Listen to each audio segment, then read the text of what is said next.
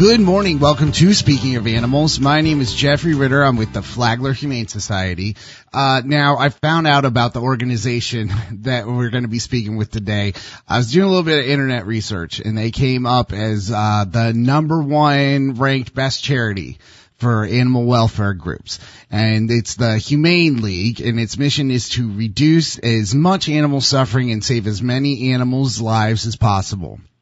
It was started in 2005 as a national nonprofit, and it works to end the worst cruelties of modern factory farming, and also encourages reduced meat consumption through public education, outreach, and corporate campaigns.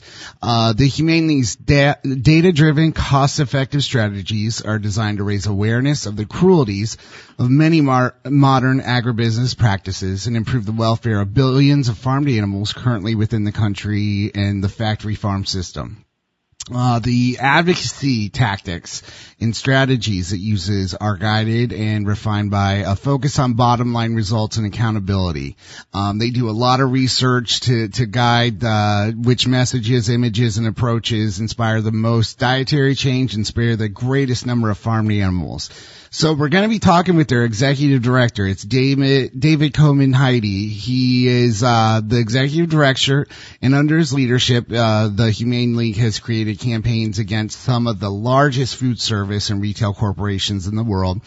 And it reaches out to millions of young people each year with the message of compassion for farmed animals.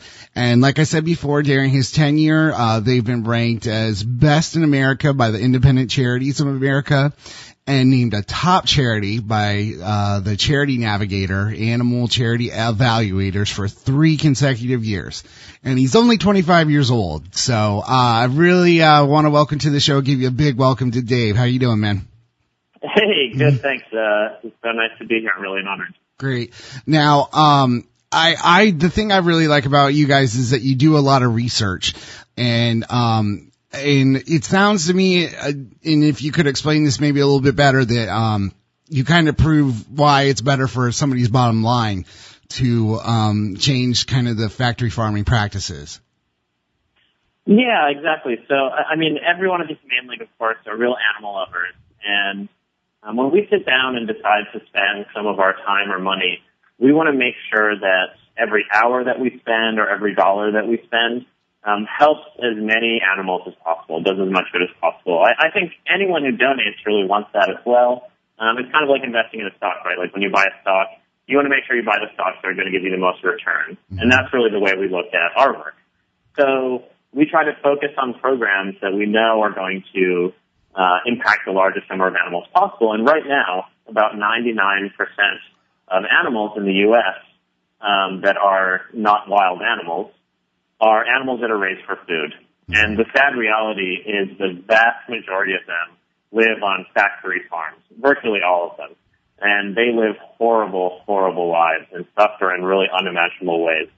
And because of that, even though we care about dogs and cats and rats and other animals, we know that if we want to help as many animals as possible for the kind of campaigns that we do, we should be focusing on the animals that are raised for food. And something I meant to ask you first. You're pretty young. How did you get started in all this? Sure. So I started caring about farm animals in high school when I read the book Animal Liberation by Peter Singer.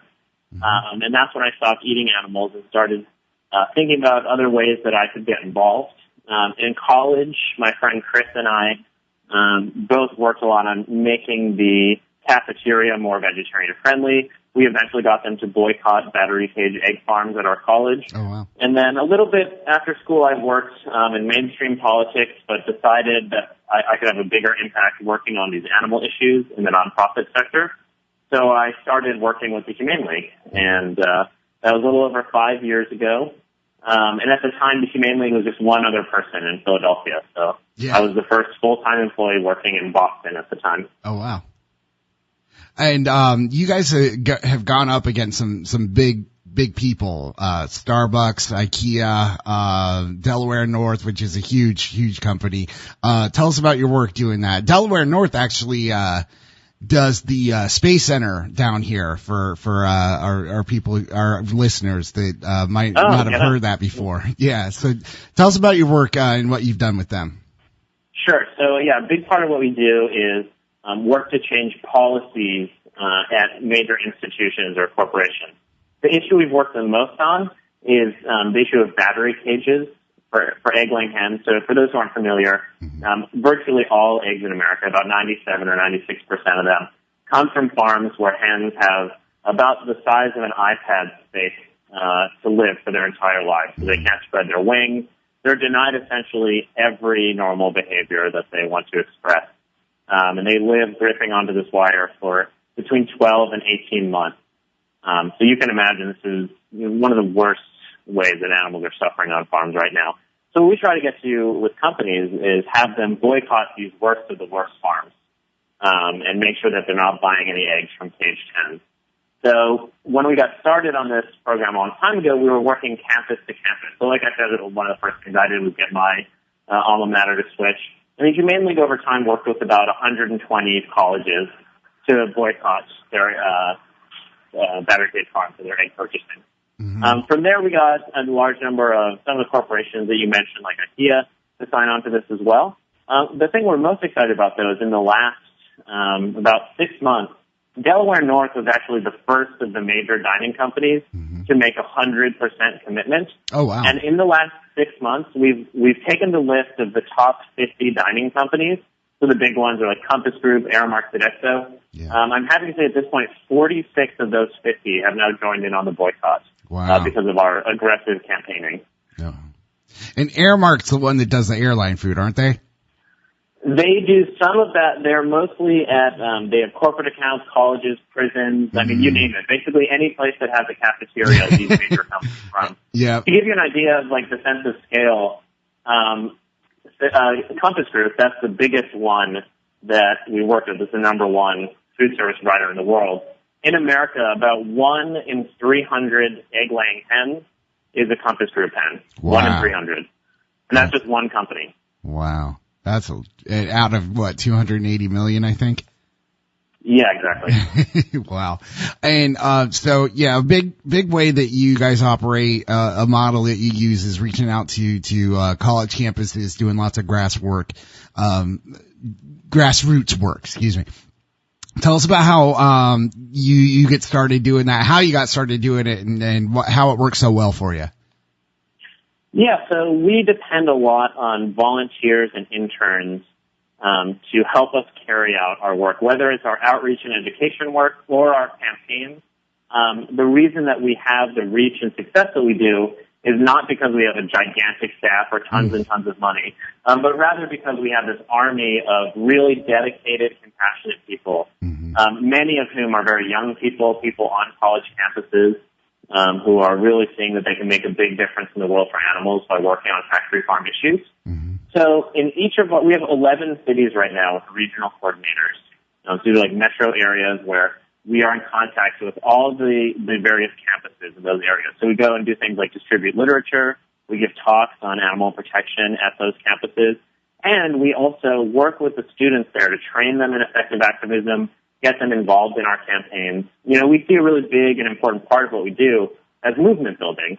Right now, the animal protection movement, while it's supported by the vast majority of the public, is relatively small when it comes to people really doing the work that's required. So we're looking for top talent in schools, people who can really have a lot to offer for animal protection, getting them involved and showing them how they can take steps to make this a big part of their lives. We actually just hired someone. We're starting a program in the fall.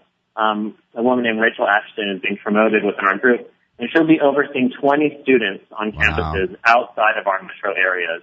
And she'll be training them in activism. They'll have part-time jobs with us, carrying out many of their programs on campuses. You going to open any down here in Florida? Right now we have a Miami. You have Florida, one in Miami, don't you? Yeah. Okay. But yeah, I'm not sure. We have still have a number of positions left for those campus spots, and I know that there have been at least a few Florida applicants. There you go. All right, we are going to take a break, and we'll be right back.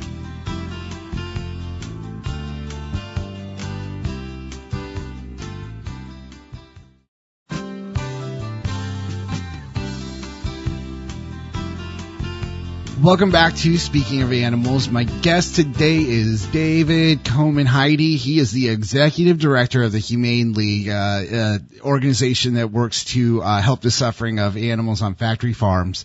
Something that goes along with factory farming that people don't always realize is that it has a significant toll on the environment. Specifically, I know, like in California, people are being told to take shorter showers, don't water your grass, but a lot of that water gets used for these big factory farms that farm animals. So I don't think that's something that people always understand. So, can you explain to our listeners like how exactly that works? Sure. So, I mean, at its most basic level, it's really a question of biology and ecosystems. Right, so I don't know if folks can think back to maybe like 7th grade biology. There's this law in ecosystems where when you move up the food chain, you only transfer about 10% of the energy there. And what that means is that we have to feed lots and lots of corn and soy and so on to the animals that we eat that mostly just becomes waste or even worse, greenhouse gases like methane. It's just like if you eat a pound of food, you don't gain a pound, right? So we're taking lots and lots of these raw materials, this food that we have, feeding it to animals, and then eating them. So it's going to create a number of problems. First of all, we're wasting a ton of food, and that means wasting a ton of water, a lot of fossil fuels in the processing of both the animals and the food and sending it to them. It means lots and lots and lots of waste being put into our environment. In fact, the EPA, this is not a quote from PETA or the Humane Society, the Environmental Protection Agency, part of our government, says that this kind of runoff from animal agriculture, from these feedlots and giant lagoons of waste, is the number one polluter of our water and the number two polluter of our air. Wow. I mean, we're talking about the leading cause of pollution, is what our government is saying. Yeah. The United Nations has said that it's the leading emitter of greenhouse gases, so the leading cause of global warming. I mean, if you're an environmentalist, it's hard to think of something an individual person can do to reduce their footprint on the earth than to reduce the amount of meat that they're eating. See, that's crazy because I don't think it's something that people think about. They think about greenhouse gases. They think about global warming, like, oh, I need to ride my bike, or there's nothing I can do. It's out of my control. But it's really these farms that are just like you said, the biggest cause of it. And it's unfortunately that I just don't think that's something that people know or just even realize that they can make simple changes and still, even though it's only one person, you're still doing it's more than just not driving your car, So something else that you work on is a campaign that a lot of people do is Meatless Monday, and how to kind of get meat out of your diet. There's a lot of, I know, bad health benefits to eating meat. If somebody wants to stop, what's your advice? Sure. So, we've worked with a number of school systems and dining companies to implement meat reduction programs like Meatless Mondays, where people 1 or 2 days a week or for a few meals a week, in place of the normal meat-based meal that you try something vegetarian. And there's a number of reasons why I really like these campaigns. The first is that, just like with anything, like being an environmentalist, there's no an all or nothing approach doesn't typically work at getting people to change their behavior. For my personal story, when I decided to stop eating meat, I did Meatless Mondays, and then I did 5 days a week meatless, and then I did the full thing, and then I eventually ended up stopping eating eggs and dairy and became vegan over time. So that's just my personal experience. That's part of why I believe this. But, the data really bears it out as well. People who take small steps are much more open to taking larger steps down the road. And think of it this way. Like, if we want a world where there's considerably less animals being raised for food, right, where there's no more factory farming, where billions of animals aren't suffering, I think the world where students grow up with Meatless Mondays, where they know lots of vegetarian foods that they already like, where it doesn't seem like an unknown, weird thing. Like, I remember I thought vegetarian food was weird before I became vegetarian. I didn't really know much about it. But kids these days in the school systems we work with are growing up with posters promoting it, learning about vegetarian foods that they like. I think the world where that's happening is one that's, going to rapidly accelerate the end of factory farming. Mm-hmm. I remember when I was in school, the dorm I lived in had the vegan cafeteria, and I remember it was it was the popular one, you know, with all the activists, you know, that was our cafeteria. So I can just see the work you do, how that kind of stuff happens too. Yeah. And there's so much good vegetarian and vegan food now. You know, the technology has come so far, even compared to 10 or 5 years ago, that there's no reason other than just, you know, lack of education that people, you know, it does not really make your life any harder, and there's so many delicious foods to eat. So if somebody, if you could give somebody like the best reasons, besides just, you know, helping the animals to give up meat and to become vegetarian, what would it be? Sure, yeah. So obviously the main thing for us is reducing the suffering of animals. But even if that's not your thing, let's say, you know, you're not really an animal lover, you know, there's a lot of evidence out there that shows that people who eat a vegetarian or vegan diet have a lower rates of obesity, lower rates of diabetes, heart disease. You know, it's a very, as long as you're eating like a well-balanced vegetarian diet, it's extremely healthy. It's very good for you. You're cutting down on a lot of the bad things that you find in meats and other kinds of, like, a lot of processed meats especially. And the other reason is environmental. You know, if you're serious about protecting the world, protecting wild animals, making sure that we're not squandering our resources, or maybe you have children and you want them to inherit an earth that isn't just completely depleted. I mean, these are two areas of just total self-interest that also give a very compelling argument for cutting back on meat. So yeah, it's really hard to think of anything other than just kind of convenience and taste preference in the other category, you know? So how's some ways that people can get involved in your cause and with your organization? Sure. So the easiest thing to do is to go to our website, which is just thehumaneleague.com. And we have a number of opportunities. We have a rolling application for interns from essentially all over. So anyone who's interested in taking an internship with us, you know, you can apply at any point. We also have jobs open quite frequently.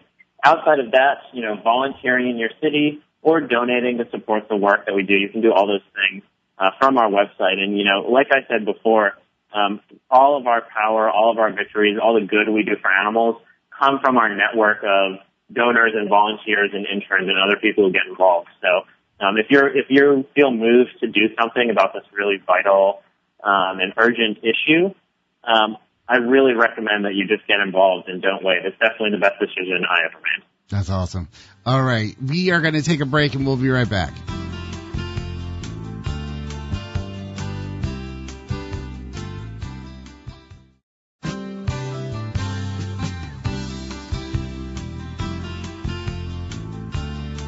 Welcome back to Speaking of Animals. Our guest today has been David Coman-Hidy. He is the executive director of the Humane League. One more time, where can people learn about your organization? Sure. So our website is thehumaneleague.com, and you can also keep up with what we're doing if you're on Facebook and you just type in The Humane League. Our page will come up. And you guys do a lot like video and stuff too on that as well, correct? Yeah, we have a big advertising program, a lot of which is on Facebook. Okay. So I know that, I know you guys do a lot with, Facebook and a lot of social media. So if you want to keep track of them, find them on there. So at Flagler Humane Society for, until the end of June. So time is running out. We're featuring our senior sensations, any dogs over 6 years old. Their adoption fee is only $10. Any cat that is over 5 years old, they have no adoption fee. So you can come on in and take them home. And the shelter is really full right now. So we could really use your help and support. Summer is a tough time for us to get animals adopted, and we have, unfortunately, more coming in that are going out. So we really need your help and support right now. Come on out and adopt an animal. We made it inexpensive and easy for you. So I just want to say thank you so much to David, and thank you everybody for listening. This has been Speaking of Animals. Speaking of Animals airs Saturday mornings at 8 on 1550 AM, 106.3 FM, and worldwide at WNZF.com, live or by podcast. Do you have a story you'd like to share with us about a special pet or a question for our medical or behavioral experts? Contact us at radio@FlaglerHumaneSociety.org. And don't forget to view all the wonderful animals waiting for you to give them a forever home at FlaglerHumaneSociety.org.